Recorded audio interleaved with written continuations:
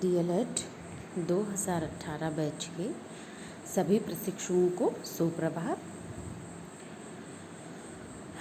पिछले टॉपिक में हमने चर्चा की थी एकांकी के बारे में। उसी क्रम में आज हम बात करेंगे आत्मकथा के बारे में।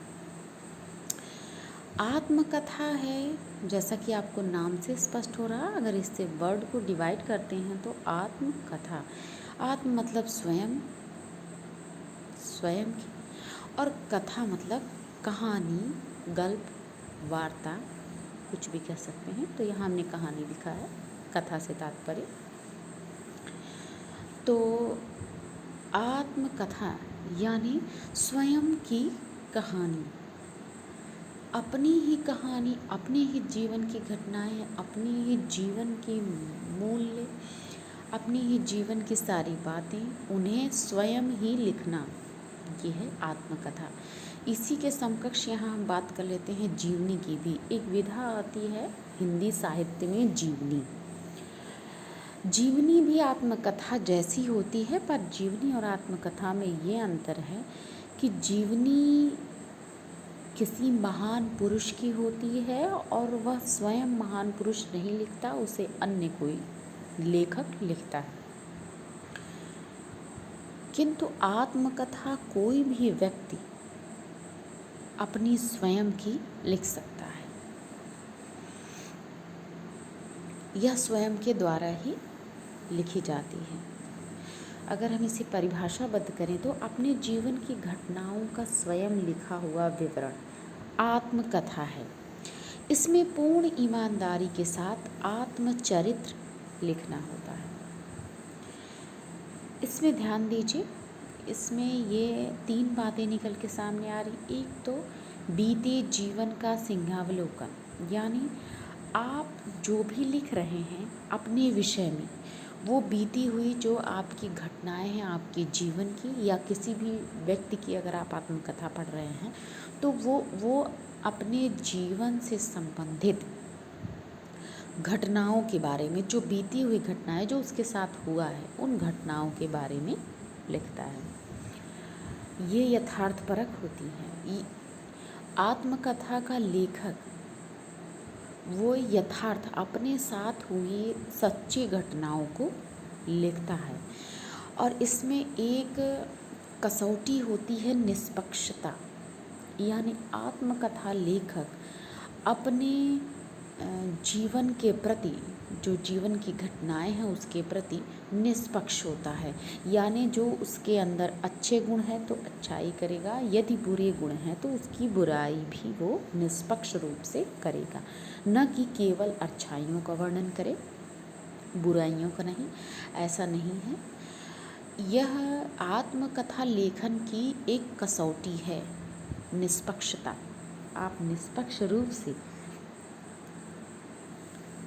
आत्मकथा लिख रहे हैं तो आपको अपने व्यवहार के प्रति, अपने जो बीती हुई घटनाएं हैं उसके प्रति निष्पक्ष होकर लिखना होगा। तो आगे हम बात करेंगे, हिंदी साहित्य में बहुत सी रचनाएं आई आत्मकथा की। हाँ, अन्य विधाओं की अपेक्षा इस विधा में कम रचनाएं हैं, क्योंकि एक चरित्रवान व्यक्ति ही, एक निष्पक्ष ईमानदार व्यक्ति ही ऐसी आत्मकथा रचता है। तो इसमें है प्रमुख रचनाएं। देखिए, सबसे पहली रचना जो आपकी हिंदी साहित्य में आई थी, बनारसी दास जैन की अर्ध कथानक। यह हिंदी साहित्य की पहली आत्मकथा है। इसके पहले हमने डॉक्टर नागेंद्र की अर्ध कथा इसलिए लिखी है कि दोनों में केवल नक शब्द का अंतर है।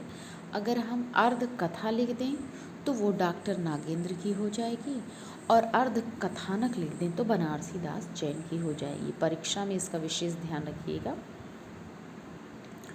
तो डॉक्टर नागेंद्र प्रसाद ने अर्ध कथा नाम की अपनी आत्मकथा लिखी है। इसमें उन्होंने पूर्ण निष्पक्ष रूप से अपने जीवन का परिचय नहीं दिया है, ये उन्होंने स्वयं अपनी आत्मकथा में कहा है।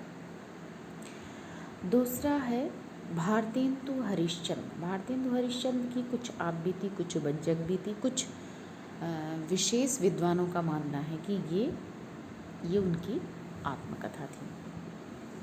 इस पर विवाद है। अगला है पांडेय बेचन शर्मा उग्र। इनकी आत्मकथा है अपनी खबर। जैसा कि इनके नाम से ही आपको स्पष्ट हो रहा है, इनके नाम के टाइटल में लगा है उग्र, तो ये थोड़ा सा उत्तेजित और उग्र स्वभाव के थे, पांडेय बेचन शर्मा उग्र जी। इनकी रचना है अपनी खबर। डॉक्टर श्याम सुंदर दास हिंदी साहित्य के बहुत प्रसिद्ध लेखक हैं। इन्होंने लिखी है मेरी आत्म कहानी। गुलाब राय की आत्मकथा है मेरी असफलताएं। बहुत ही प्रसिद्ध रचना है ये डॉक्टर गुलाब राय की, लेखक गुलाब राय की।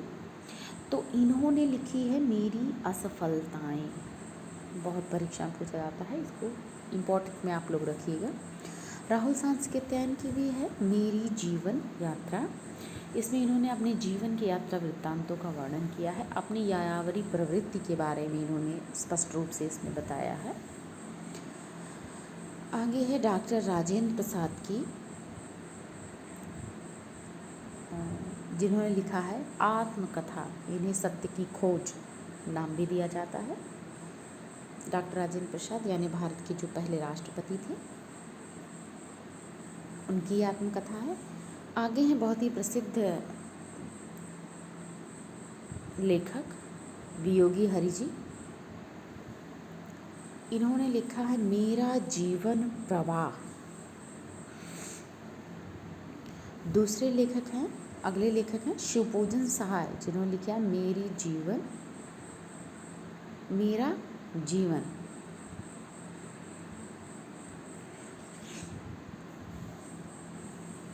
आगे है हरिवंश राय बच्चन जी की। इन्होंने अपनी आत्मकथा को 4 भागों में विभक्त किया है। पहला, क्या भूलूं क्या याद करूं। दूसरा, नीड़ का निर्माण फिर। नीड़ का निर्माण फिर ये इसकी एक कविता भी उच्चतर माध्यमिक विद्यालयों के हिंदी के बुक में है। आगे है तीसरा पार्ट जो है वो है बसेरे से दूर, और चौथा है 10 द्वार से सोपान तक। इन्होंने अपनी आत्मकथा को 4 भागों में विभक्त करके बताया है। आगे हैं कन्हैया लाल मिश्र प्रभाकर जी। इनकी आत्मकथा है तपती पगडंडियों पर यात्रा। बहुत ही परीक्षाओं में पूछा जाता है, कितना नहीं इससे कह लें कि हम लोग ये एक इम्पॉर्टेंट आत्मकथा है। तो तपती पगडंडियों पर यात्रा, ये हमने कुछ आत्मकथा हिंदी साहित्य की कुछ विशेष आत्मकथाएं निकाल करके आप लोगों को बताया है। आज के वीडियो में बस इतना ही। आगे हम और भी चर्चा करेंगे। तब तक के लिए धन्यवाद।